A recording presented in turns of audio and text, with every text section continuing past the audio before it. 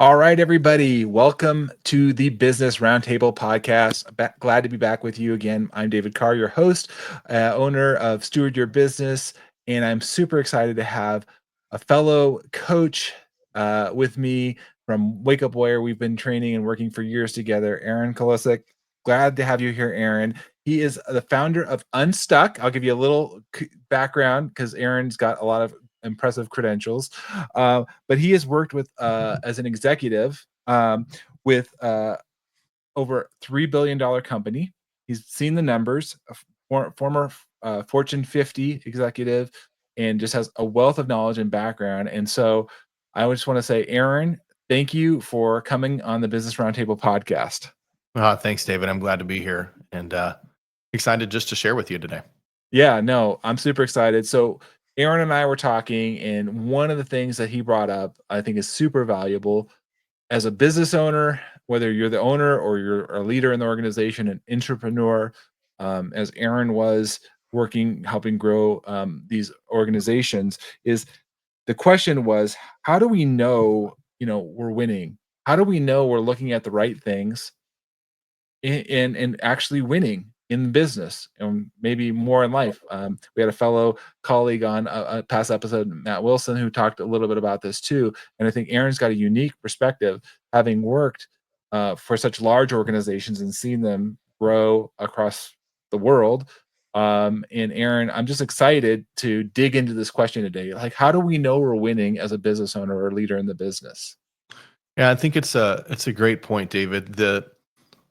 The concept of winning can start with just the P&L, right? And I think most of us would say, hey, are we selling our service? Are we selling enough product? Or are we making any profit, right?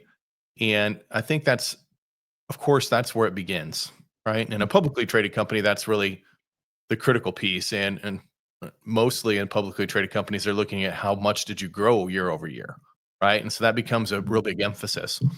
But part of that also is, what's the underlying data underneath it? Meaning, you're looking at the output, which is the P&L, but what's really healthy underneath? Where are you spending your time? Are you on the track for winning consistently, or is this a one-time trick, right? Because you can always pull back your marketing spend. So that's a conversation that happens all the time in big companies. Like, you get to the end of the year, you pull back your marketing spend, you boost your profits for a short period of time, but then there's nothing in the pipeline or the funnel going forward, And so getting really clear on some key metrics or, buzzword KPIs underneath that are really important, especially when you think about where you're spending your time. And it's hard. It's hard for small business owners to move off of an idea because they've had an idea, they think it's going to be great. But then when you start looking at the numbers, you're like, maybe it's not great, right? When you start looking at, one of the things that you and I have been spending time with is, some time on social media. Yeah. And you need to look at the engagement index. Like, how many impressions are you hitting? Is your material making sense? Are people resonating with it? And what are those numbers? And, there are popular tools like Instagram, like, with Facebook and LinkedIn. But depending on what your market is, like, one of those tools may respond incredibly different. And for us, for example, LinkedIn is way more impactful. I am getting 20 times the impact on LinkedIn, definitely. but yet I'm spending emotionally more time on Instagram because my number's low, right? Right. My number's low and I only have, a certain number of followers, and you want it. And I think this is what a lot of entrepreneurs get into. It's like, you want it to be big, but then when you look at the actual numbers underneath and say, well, wow, this is way more fertile soil over here and it's winning. It's super important to have that conversation with yourself to say, wait a minute, where should I really be spending my time that's going to drive ultimately the outcome I want, which is the profits, the sales, et cetera. But it's hard to step away from because you get emotionally tied to it. But I say numbers don't lie. Well, and this is something that we talked about on our previous episode with Matt, Aaron, was like, sometimes we were like, well, how do we know we're winning? Well, we get money, or the money is the answer. That's going to solve our problems. Right. And we dug deep into that kind of fallacy. It can, but it doesn't always solve the problem. And so, like, you're looking at the wrong numbers. Sometimes people say, well, if I generate more revenue, that's gonna solve it. We're winning, right? And they're actually at the end of the day actually making less money, even though their revenue's gone up, right? Right. They've bought it, right? You can buy sales, Mm-hmm. right? Like this whole conversation of like spending money to get more sales, like but and I'm sure Matt said this, but if your return on investment isn't there, your return on advertising spend isn't there, like you could actually get to this point where you're actually having less profit, Mm-hmm. which affects all of us, in terms of the take home. So I think, one of the principles that I've tried to put together in place is I've looked at the business now. I've transitioned from kind of the corporate life for Mm-hmm. 26 years. I was in corporate America, into the entrepreneurial life, is this concept of applying all of those corporate principles into my personal life and into the business.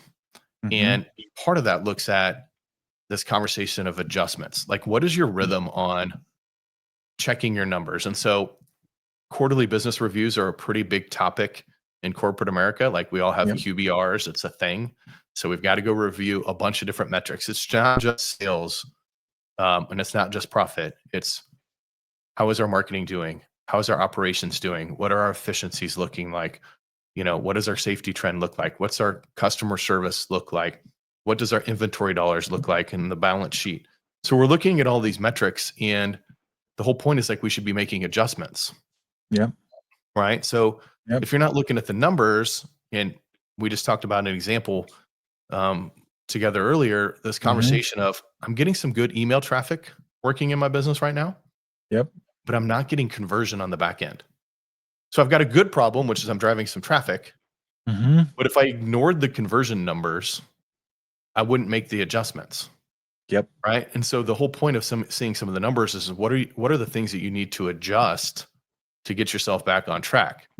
And then frankly, we need to do this in every area of our life, right? Mm-hmm. We need to do it in our Yep. physical health. We need to do it in our relationships. We need to do it in our spiritual and mental health.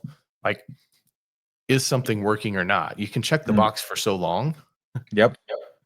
but if you're not getting the fruit, it's kind of a waste of time. You need to make the adjustment. And so this constant looking at the numbers, and this, what I call it is, you have a plan. So you set out a plan, you execute the plan, and then you check to see if the plan was working, Right. right? Is the plan working or not? Am I getting the expected outcome? Is it getting the impact that I want to have? Am I getting the results, whatever that may be, whether it be efficiency gains that you expected to get in your operation, whether it be sales or increased impressions or engagement from people, or sales or whatever. Is it getting you what you thought it would? And if it Mm-hmm. is, great. Don't make any adjustments. You just continue to accelerate it.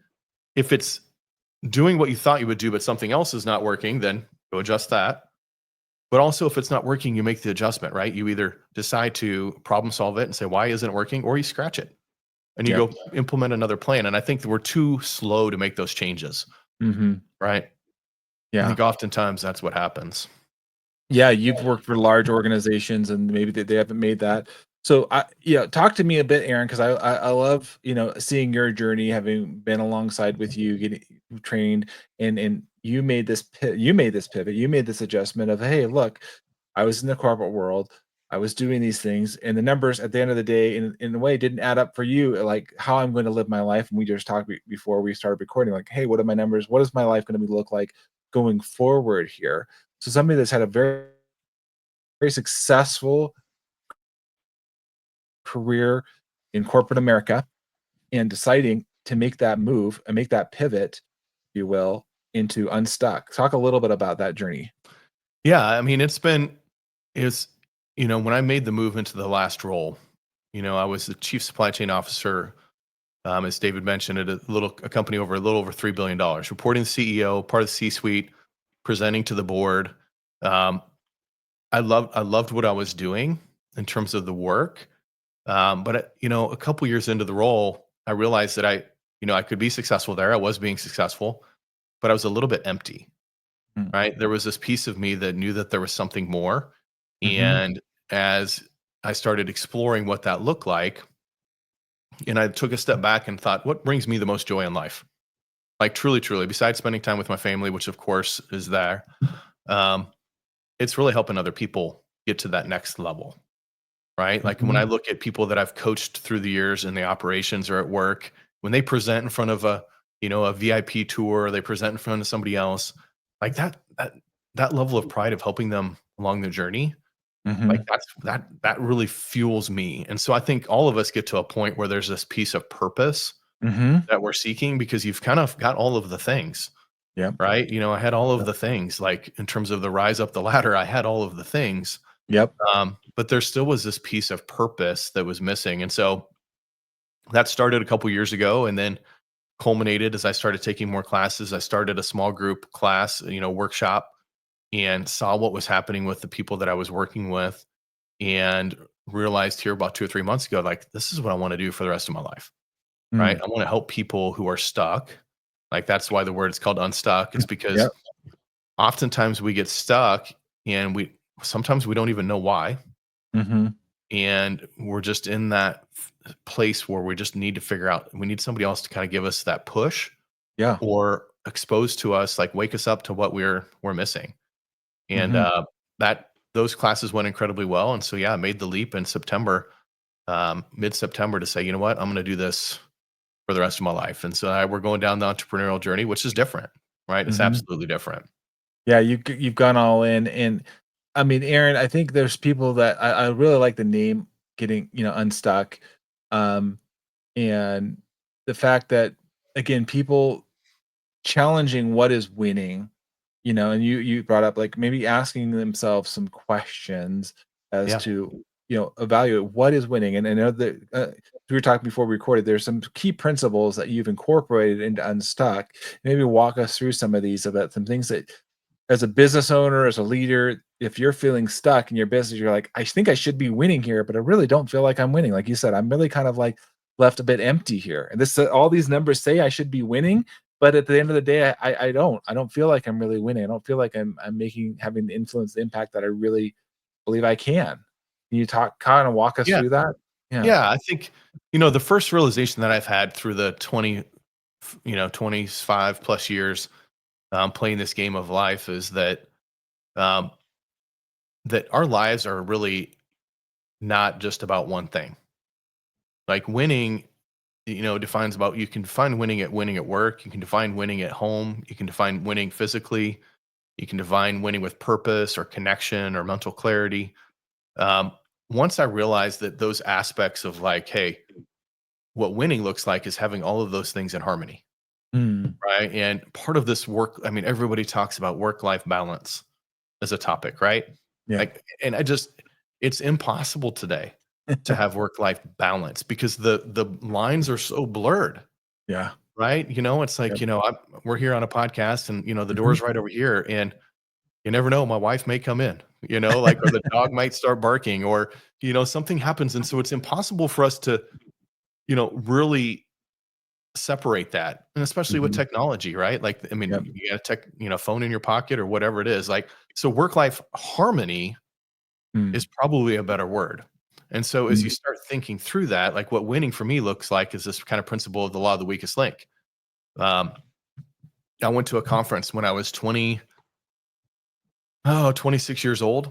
And this guy up there, he, probably 75 years old, he got up on the board and he said, hey, it was a class called Designing Your Future. And he said, we're going to do a little assessment. And I said, okay. And we all said, okay. And he says, draw a cross. In the middle, put 0, and then each one of the 4 points at the end, put 10. So you're going to have a 0 to 10 axis on all these things, right? So 0, 10, 0, 10. And he said, the top one's going to be your spiritual. And he said, the top one, I want you to put your physical health. 0 to 10, where you at, David? And I was like, okay, mhm, 8. 26 years old, pretty good shape, 8. The next one, he says, where are you at with your career? I'm like, ooh, that's pretty mhm. good. That's a 9. Next one, he says, where are you at with your family? And I'm like, that's probably a 5. I had, I was, 26, 27. I'd lost a brother who was 14 when I was 25. He was killed in a car wreck, and our family, that was tough, right? Like, that was a thing that it Yeah. doesn't go away. It's 24 years and, I still miss him, but Mhm. that was rough, like, processing that at that time. So I'm like, okay, that's a 5. We all love each other, but this isn't where I'd like it to be. And then for me, then he said, where are you at spiritually on the scale of 1 to 10? I was like 2, and so then he says, okay, connect the dots, the 2 to the 8 to the 9 to the 5. And he goes, imagine that's a wheel and you're trying to roll down the road of life with that wheel. Yes. And he said, you are constrained by that lowest number.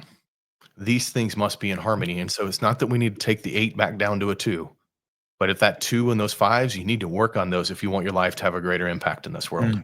And so for me, for the last 25 years, I've defined winning as keeping that wheel intact and continuing to try to expand it out, to get everything up to an 8 and then move it to a 9 and then move it to a 10. And then back to this principle earlier, looking at this metric on a consistent basis where I'm like, hey, I was at one point an 8 on body. I'm no longer at 8 on body. I'm a 6. And so recognizing that and then moving it back to an 8, right? Against this piece of like the numbers, like checking plan, do, check, act. It's like, you can't just I was an 8, so I'm always 8. That's not true. Your body takes time to take care of. We get into habits and patterns and seasons. Your relationships take time. They take, they go through stress and toil, right? And sometimes you need to make those changes.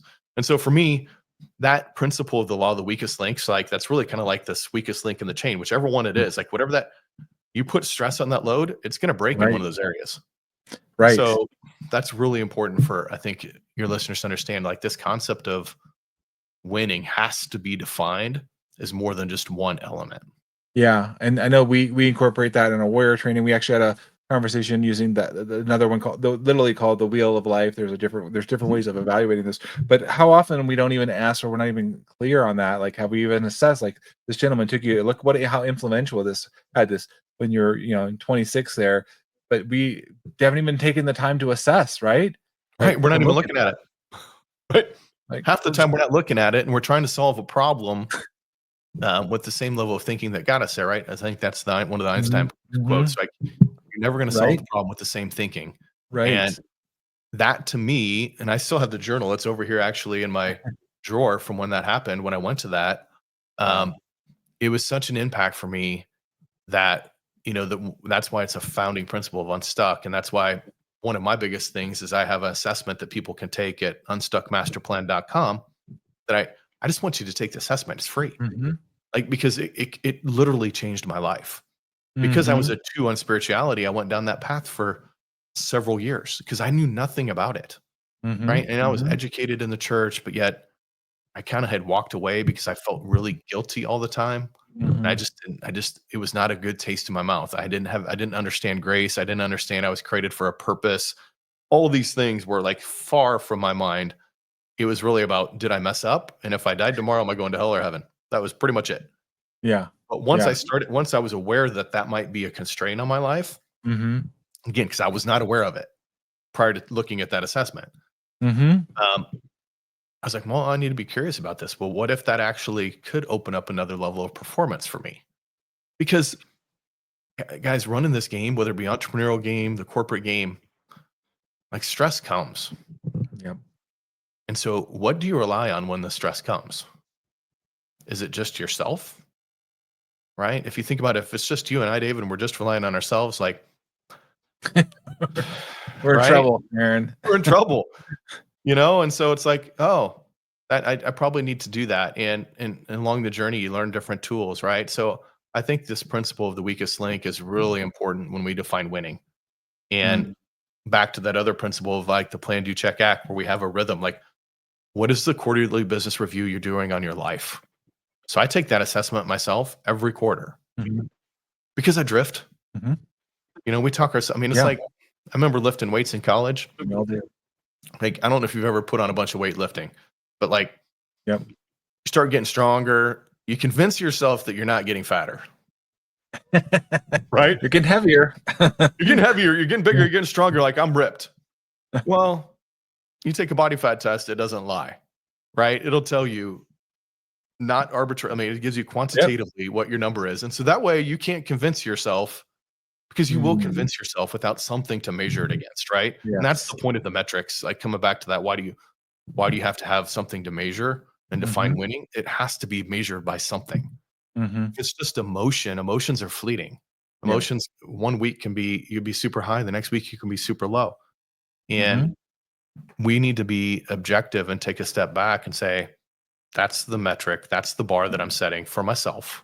I'm either meeting it or not. And if I'm not, instead of beating ourselves up, which we often do, just make the adjustment to the plan.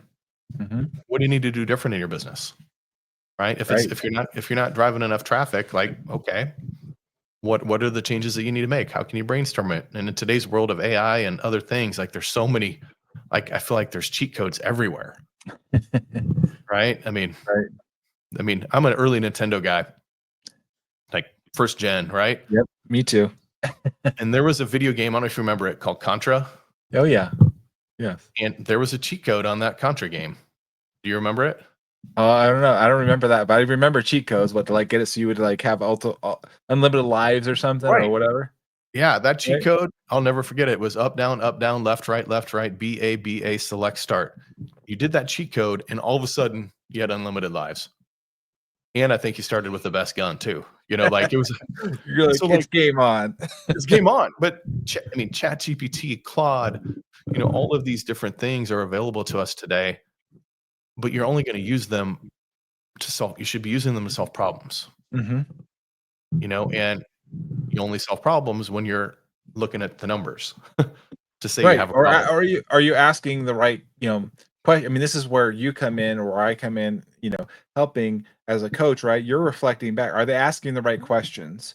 Are they answering the right problem? Because you could be trying to solve, you can use these tools, right? They said, but it's not getting you the desired outcome.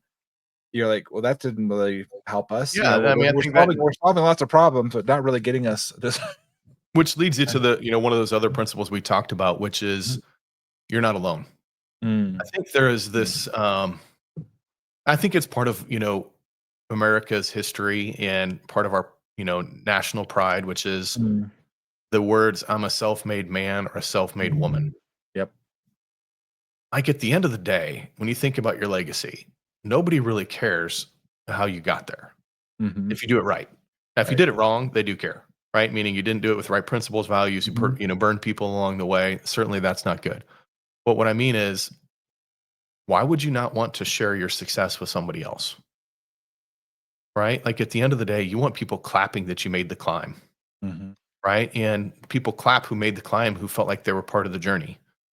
Right? And so I would much rather make the climb to the top and be able to thank David Carr, to be able to thank Matt Wilson, to be able to thank some of my brothers in this game because they helped me see something different. Yeah. And you're all cheering me on when I get to the top, rather than I get to the top and I look around and there's nobody there. Right? Like it's so like this concept of self-made. I don't know that it really, it's really something we should be thinking about in today's world, right? Like, yeah, no, I agree. I mean, this is where this is my passion, as you know, Aaron, like bringing teams together, getting everybody in alignment.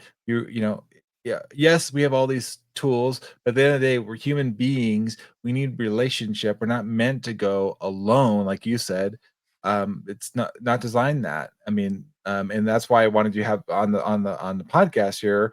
For those of you listening, Aaron gave you a great research to the assessment which you can take. We'll put in the show notes. But to be connected, whether it's to Aaron, myself, Matt, who's been on the podcast, others, the reason why you have this whole podcast is to know you're not alone. You have other people that are there, advocates for you, that want to see you succeed, that really truly want to see you win, asking the right questions, right? And not going down the road and pursuing things that ultimately leave you wanting. You're like, well, I thought that was what I wanted. Well, that may have been what somebody else wanted for you, but it isn't really what you wanted. Exactly. And to your point, the collective thought and the collective experiences can get you there so much faster. Right? I think through, I'm a big Stephen Covey fan from the back in the day. It's one of the first real books that I think had a significant impact into my paradigm, right? Because that was the first time I was introduced to the word paradigm and paradigm shift. There was a picture of an older woman and a young woman in the same picture, and you looked at it two different ways. You're like, oh my goodness, this is a different paradigm. Um, but he talks about sharpening the saw, right? And Mhm. I remember I live on 14 acres now, and I was out running the chainsaw, and I wasn't super experienced with the chainsaw. And I'm running through the chainsaw, and I'm like, man, this is hard work. And then I changed the chain out, and it was like cutting through butter, you know? And then somebody showed me how to tension it appropriately, and it was like, oh my goodness, like it changed the game. And I could have been doing that forever, and I wouldn't have known any different. And somebody Mhm. showed me something different. It just allowed me to, do the game so much faster. And I think that's the benefit of a coach in this space, Yeah. right? Where I'm like, hey, like we're not emotionally attached to the specifics of your business. We're emotionally attached to your success. And that also means that I'm going to ask you the questions that you probably don't want to answer. Mhm. Because one of the biggest things I think that most people need to think about is, with a business, like where are you going? Mhm. Right? This concept of, well, what do you really want? And sometimes we don't know that. And I ask a lot of business owners that, and they're like, well, I just, I don't know. I'm like, well, if you don't know where you're going and you don't know where you are, it's this whole conversation of Cinderella and the right, or not Mhm. Cinderella, but Alice in Wonderland and the Wonderland, yeah. caterpillar. Like, well, if you Mhm. don't know where you are, you don't know where you want to go, any road will get you there. So Mhm. this piece of like asking questions, and then the tough question oftentimes, and to your point on the teams is who, why are you going there first? You need to know why. Mhm. I work with a guy that does prosthetic limbs, and there's a lot of commoditization of this business, right? We see this happen in dentistry, right? Where the PPOs take over, and Mhm. it just becomes like a machine, Yep. right? The customer service, the personal touch, it's just not there. In a case of like you think about prosthetic limbs, like that's an important high touch cultural thing. Mhm. And when a little boy or a little girl gets, new legs, and can walk out of there, like that's an amazing experience. And so he's like, this is important stuff. And this is why I want to go there. And I want to kind of go after this space and make sure that we don't lose that here. Okay, good. You got to clear why. Yep. Now, who is going with you on that journey? Mhm. And can they even make the journey? And that's a tough question oftentimes, right? Yeah. Yeah, definitely. Because one, if you're not looking at the data or you've got a pet project and you're not looking to see if it's actually working or not, that's one thing, right? Because Mhm. when confronted with the data, you can look at the data and it's kind of really hard. It becomes really hard.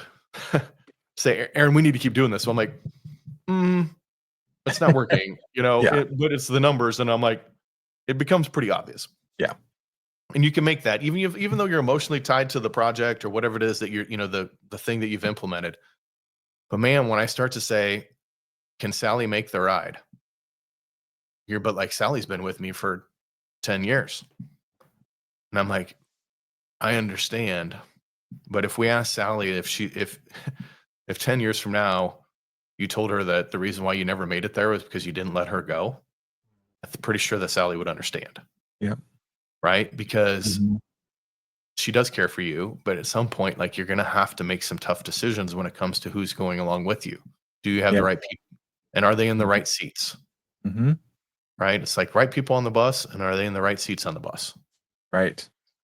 That's a Yeah. tough one. It's Yeah, tough. it is tough, and I agree with you, Aaron. That's one of my passions is to get get that work with those teams, make sure they understand, embrace their roles, or like you said, get off the bus. Hopefully, get off the bus themselves. You don't have to kick them off the bus, but sometimes you have to For kick them sure. off the bus. Yeah. You know? Right. Yeah, Yeah, for sure. I yeah, mean, we all want everybody to go with us, right? yeah, I mean, this yeah. is why this concept of self-made just blows my mind, right? Because I'm thinking Mhm, mhm. most people want people to go along with you. Yes. Problem is that, you know, that's why there's this whole piece of the oxygen mask first, right? And Mm, oftentimes we've got to yeah. make sure we put on the oxygen mask first so that we can take care of everybody else. And I find that most Mhm, entrepreneurs mhm. are in the opposite mode. They're taking care of everybody else and they're not taking care of themselves. Right. And Yes. so that's why this, Yep. we've got to be constantly thinking about those things and being exposed to somebody who will kind of put it in front of our face and say, are you sure that this is what you want to be Absolutely. doing? Yeah, I think with your experience, Aaron, because you've been work with so many large companies, you've gone through and seen the business cycles. You can where this maybe, you know, if you're listening to this and haven't been through that yourself, or just business hasn't been long enough, this is where somebody like Aaron can really come help you to look. He's been there. He knows the business cycles. He knows how these things work. He knows what you're looking for, and to help you as that, CEO, uh, anticipate some of those things. Right? I mean, that's really important. And again, asking the good questions. Why do you want to grow? Do you want to just grow for growth's sake? Well, why? What does that look like? What's it gonna cost you, right, Aaron? Like if you to emotionally, spiritually, physically, your marriage, your relationships. Like, have you thought about those things? Yeah, I think we fall in love with, whether it be the next level in our career, or we fall in love with the idea of growth, or having a $10 million business, a $5 million business, a $2 million business, because I mean, again, it's like, it is cool. Mhm. But to your point, counting the cost, I mean, there's a real sacrifice to being um, on the road as a C-suite exec, right? I mean, I was on the road 3 out of 4 weeks every week.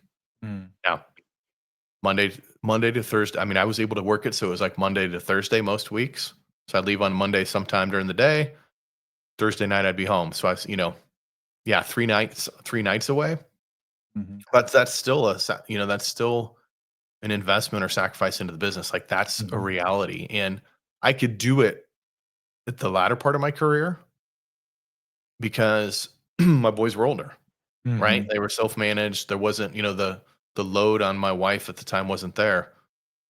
But, you got to be careful what you ask for Yes. sometimes, right? And understanding what that looks like, and I think sometimes we're just not transparent enough as corporate leaders to say, well, what does that life really look like? Mm. Mhm. And that's one of my passions, is just helping people see behind the curtain, which is like, okay, yeah, you can make it work, Yep. but here's what it's going to look like. It looks like you will FaceTime your wife every night or your husband every night. Why?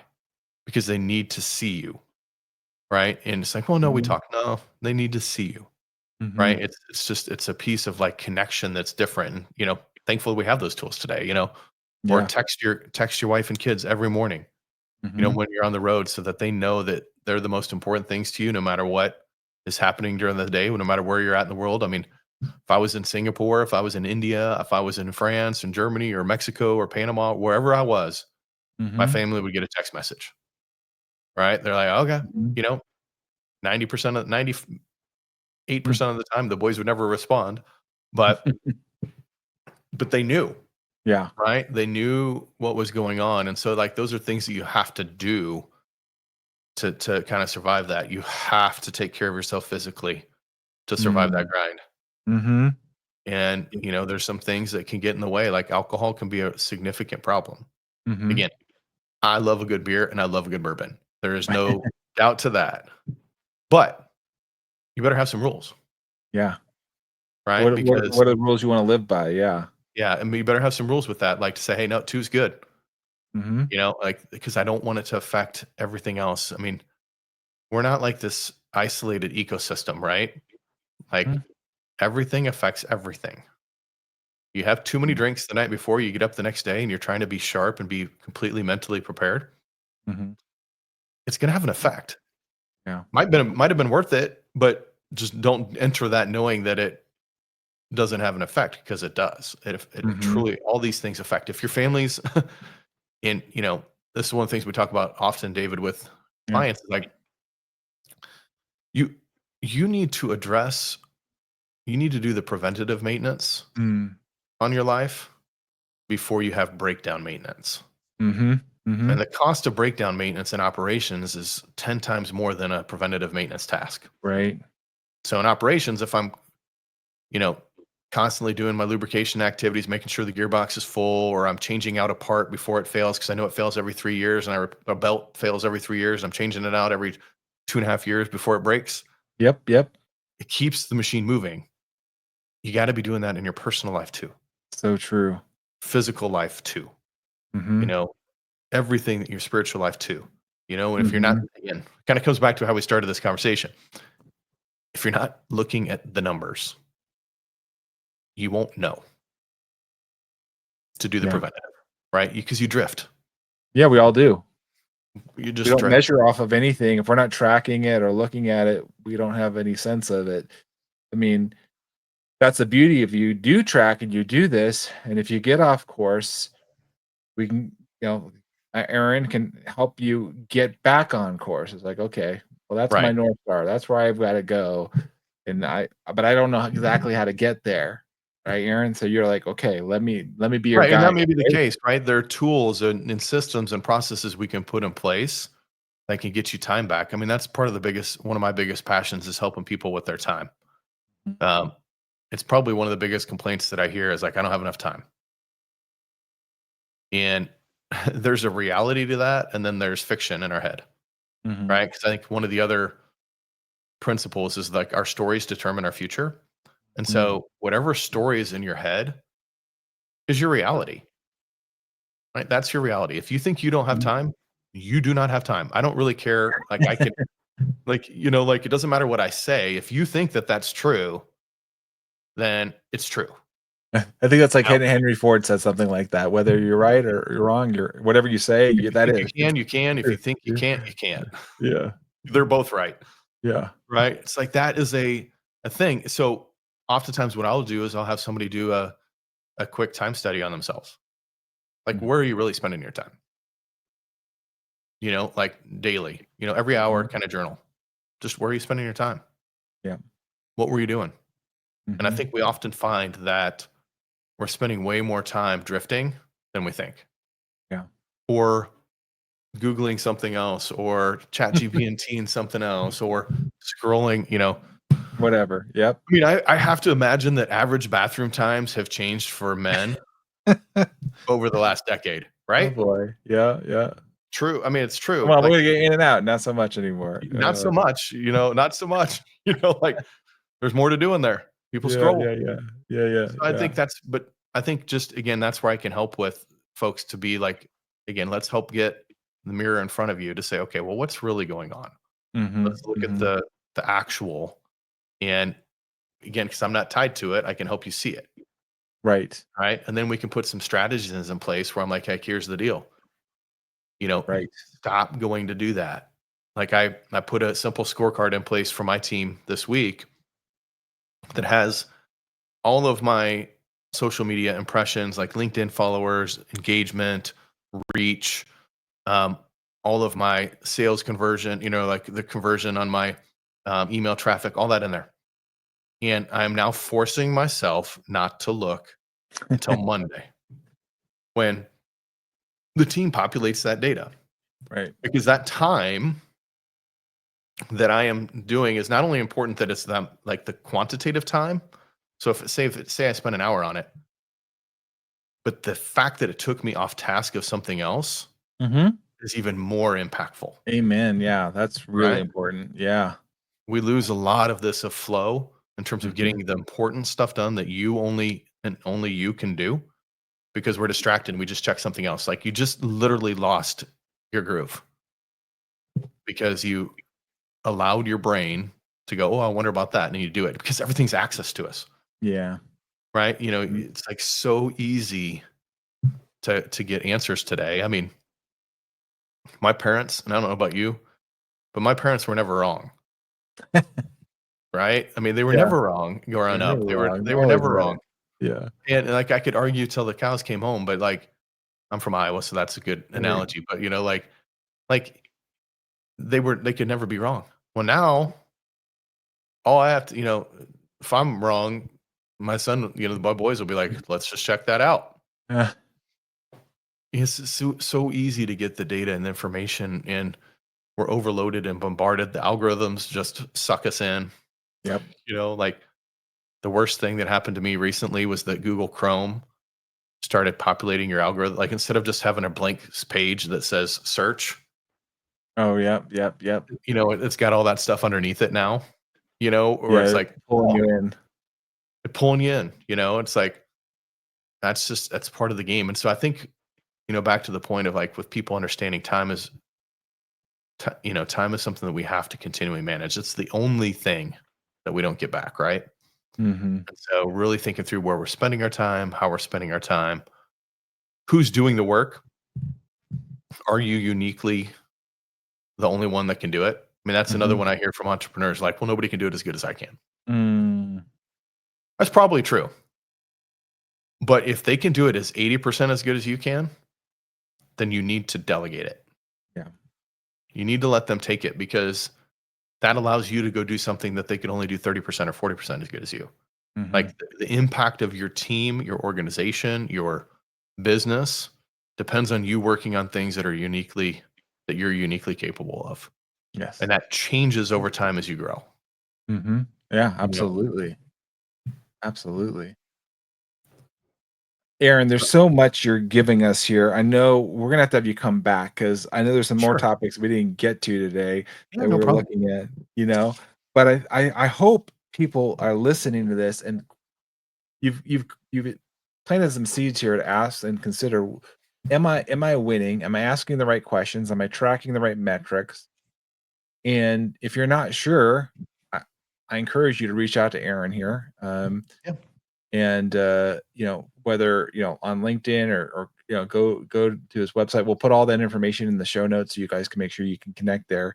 But Aaron, I just want to say I appreciate your leadership and the way that you're committed, as am I, to help liberating people, really living Yeah. in true freedom, right? So they're not a slave to the things of the world, but really are they clear on what sets them free, what really brings them joy.